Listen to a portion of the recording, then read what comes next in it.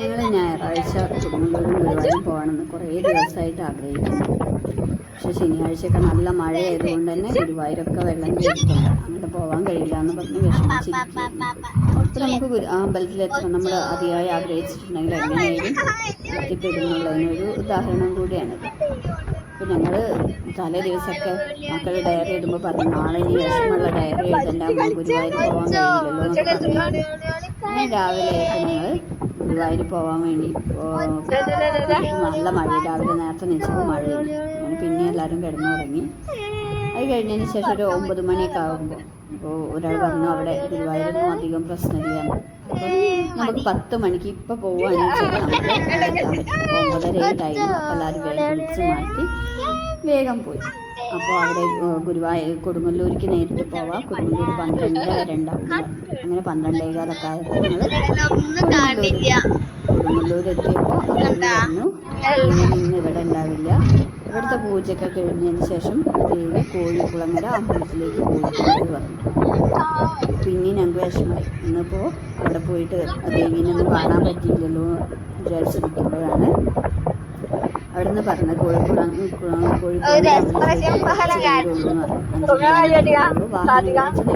പോവാന്ന് പറഞ്ഞു. 12:30 ആകുമ്പോൾ നട അടയ്ക്കുമെന്ന് പറഞ്ഞു. അങ്ങനെ വേറെ കുറച്ച് പേരും കൂടി അവിടെ നിന്ന് വർത്തമാനം പറയുന്നുണ്ടായിരുന്നു. 3:30 വരെ ഉണ്ടാവുമല്ലോ ഒന്ന് കോഴിക്കുളങ്ങര അമ്പലം, ഭക്ഷണമൊക്കെ കഴിയുമ്പോൾ നേരെ കഴിയുമല്ലോ പറഞ്ഞു. ഞാൻ അവരോട് ചോദിച്ചു എങ്ങനെ പോവാന്നൊക്കെ ചോദിച്ചു. അപ്പോൾ അവർ പറഞ്ഞു 3:30 വരെ ഉണ്ടാവും, ഇന്ന് ഭക്ഷണമൊക്കെ അവിടെ ഉണ്ടാവും. ഞങ്ങൾ വേഗം അമ്പലത്തിലൊക്കെ ഒന്ന് നടന്ന് അവിടുന്ന് കുറച്ച് നേരം മക്കൾ ഡാൻസൊക്കെ കളിച്ച് അത് കഴിഞ്ഞതിന് ശേഷം ഞങ്ങൾ കോഴിക്കുളങ്ങര അമ്പലത്തിലേക്ക്.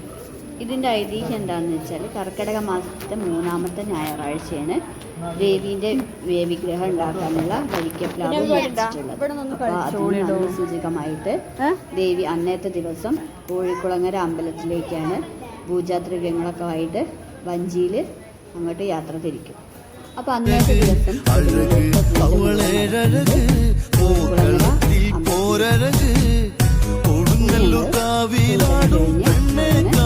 നേരെ കോഴിക്കുളങ്ങര അമ്പലത്തിലേക്ക് പോകാൻ നിന്നു. അങ്ങനെ കൊടുങ്ങല്ലൂരിൽ നിന്ന് കുറച്ച് ഫോട്ടോ ഒക്കെ എടുത്തതിന് ശേഷം ഞങ്ങൾ അങ്ങോട്ട് പോയി. അങ്ങനെ കോഴിക്കുളങ്ങര അമ്പലത്തിൽ വെച്ചിട്ടുള്ള കുറച്ച് പാട്ടുകളൊക്കെയാണ് ഇനി വരുന്നത്. അവിടെ നിന്ന് പിന്നെ കോഴിക്കുളങ്ങര അമ്പലത്തിൽ നിന്ന് നേരെ പിന്നീട് ഞങ്ങൾ ഗുരുവായൂരിലേക്ക് പോയി. ഗുരുവായൂരെത്തിയപ്പോഴും അതുപോലെ തന്നെ തിരക്കൊന്നുമില്ലായിരുന്നു.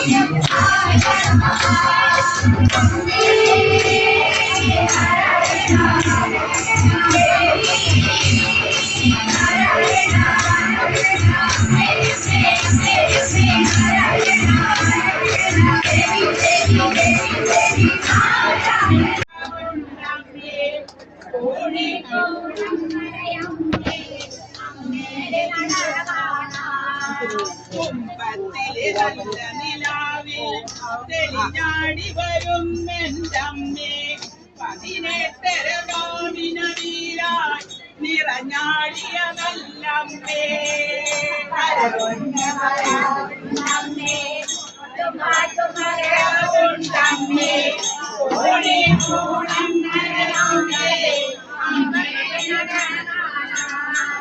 കണ്ടു പാടമുഴുതന നേരം എണ്ണി വന്നു നിറഞ്ഞോരമ്മേ ഇളമെന്നിലെ വള്ളോന്റെ നാമം കനിവേകി പകർന്നോളേ വരവുണ്ട് വരവുണ്ടമ്മേ